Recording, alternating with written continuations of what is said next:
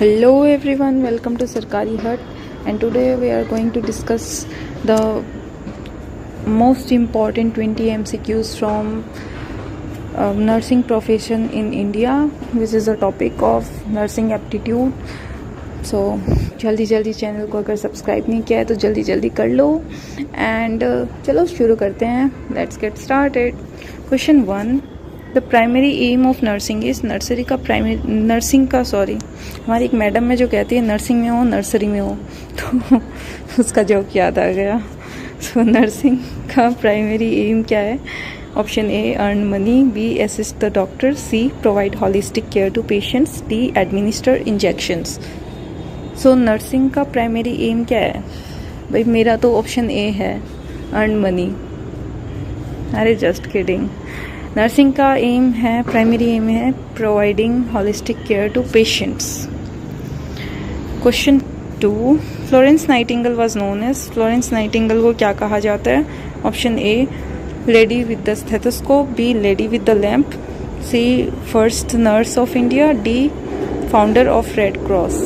सो Florence Nightingale ji को क्या कहा जाता है? Lady with the lamp. हमने उनकी फ़ोटोज़ भी देखी होगी आपने, उसमें वो लैम्प लेके खड़ी रहती है.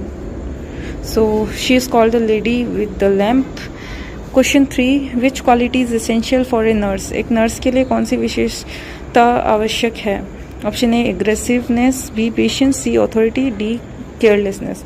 सो देखो आप ऑप्शंस कट कर सकते हो जो गलत लग रहा है, एंड एक ही ऑप्शन है जो सही लग रहा है. ये तो कॉमन सेंस से भी इंसान कर सकता है.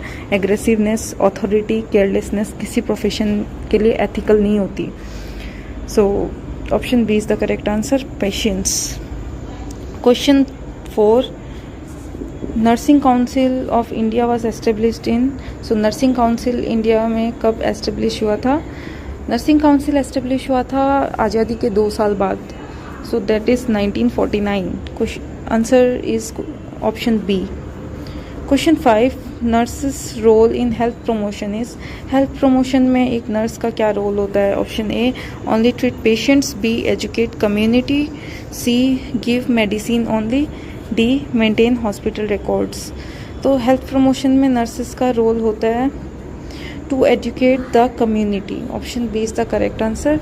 तो देखो आप जब बीएससी नर्सिंग करोगे तो आपको पता लगेगा हॉस्पिटल में आपको वार्ड में हेल्थ टॉक्स देनी पड़ेगी. उसमें आप अटेंडेंट्स और पेशेंट्स को पढ़ाओगे कि क्या स्टेप्स उनको लेने चाहिए, उनको क्या खाना चाहिए, कौन सी एक्सरसाइजेस उनको करनी चाहिए ताकि उनके पेशेंट की जल्दी रिकवरी हो. सो हेल्थ टॉक्स होती है, उसमें हम कम्युनिटी को एजुकेट करते हैं. So nurses role in health promotion is to educate the community. Option B is the correct answer. Question 6. Who regulates nursing council in India. Nursing council को कौन रेगुलेट करता है इंडिया में? ये तो पता ही है हमें, Indian nursing council. Option B is the correct answer. WHO, MCI, NCRT नहीं करता. Question 7. First nursing school in India was established in. पहली नर्सिंग स्कूल इंडिया की कहाँ बनी थी? Option A Delhi, B Mumbai, C Kolkata, D Chennai. So first nursing school in India was established at Kolkata. Option C is the correct answer. Question 8. Full form of ANM is. ANM का full form क्या है? Option A assistant nurse and midwife, B auxiliary nurse midwife, C associated nurse midwife, D auxiliary nursing manager. So ANM का full form क्या होता है? ANM का full form होता है auxiliary nurse midwife. Question 9. Midwifery is related to. Midwifery किससे related है? बच्चों से, ओल्ड एज से, मेंटल इलनेस से, या फिर प्रेगनेंसी एंड चाइल्ड बर्थ से. सो देखो मिडवाइफरी है प्रेगनेंसी एंड चाइल्ड बर्थ से related. So option D is the correct answer. Question 10. GNM course duration is. So ये देखो ये तो कॉमन सेंस है, हम तैयारी कर रहे हैं तो ऑब्वियस सी बात है, हमें पता ही है ANM, GNM, BSc नर्सिंग का ड्यूरेशन क्या होता है. सो GNM कोर्स की ड्यूरेशन होती है 3 years. Question 11. Nurse patient ratio in general ward is. General ward में नर्स पेशेंट का रेशियो क्या होता है? Option A 1:2, B 1:5, C 1:10, D 1:20। So generally patient और नर्स का रेशियो क्या होना चाहिए?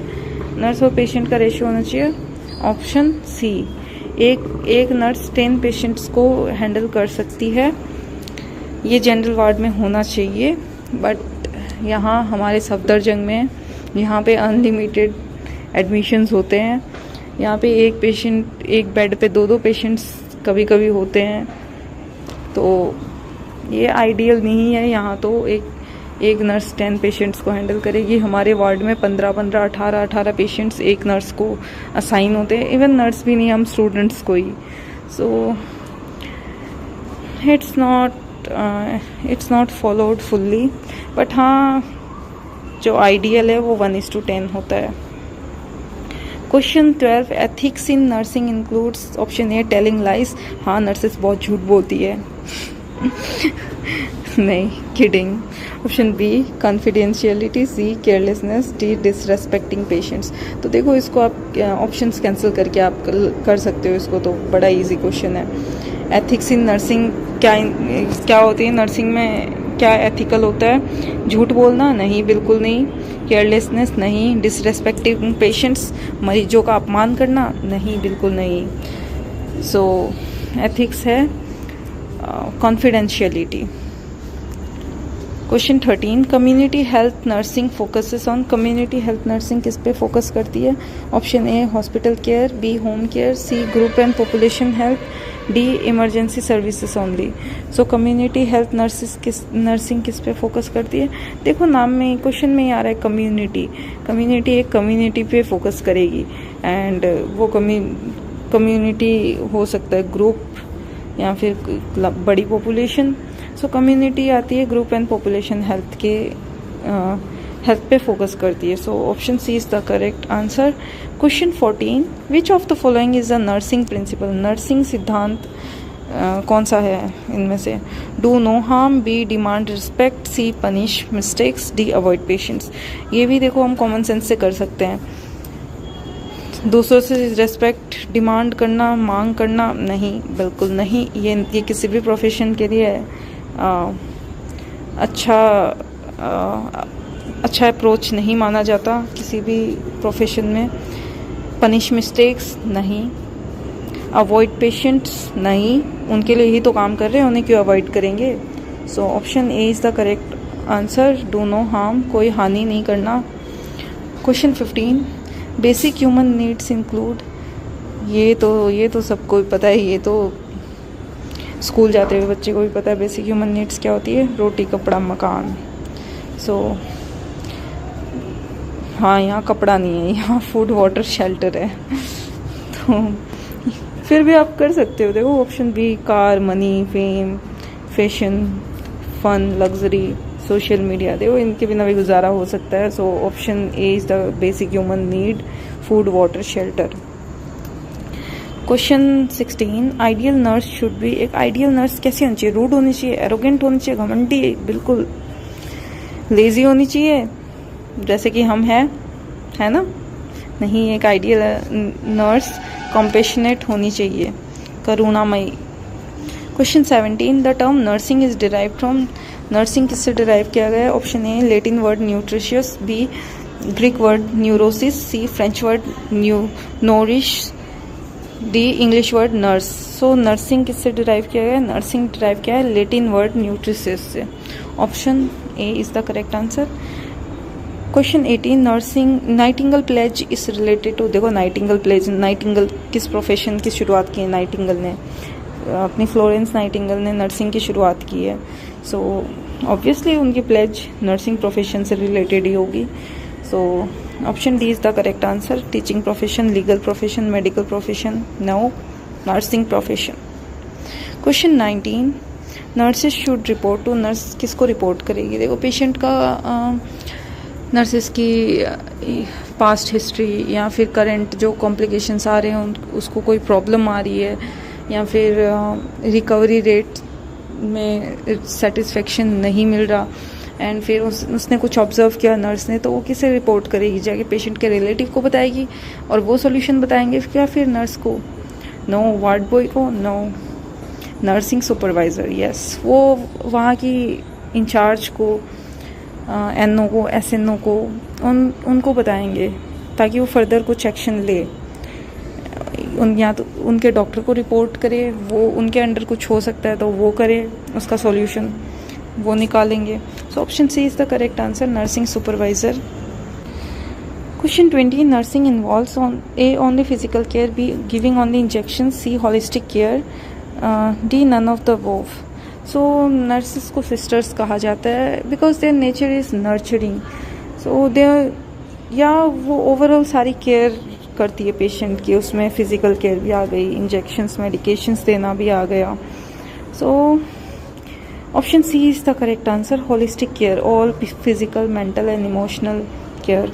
सो कभी कभी पेशेंट्स को ही नहीं, सिर्फ उनके रिलेटिव्स को भी केयर देनी पड़ती है। लाइक थोड़े दिन पहले एक पेशेंट आया था तो उसकी मदर इन लॉ, फादर सब रो रहे हैं वहाँ पे, तो वही इमोशनल ब्रेकडाउन उनका हुआ हुआ है, तो वो पेशेंट्स को क्या संभालेंगे, तो उनको भी केयर देनी पड़ती है, उनको कंसोल करना पड़ता है। सो नर्सिंग इन्वॉल्व्स ओवरऑल केयर।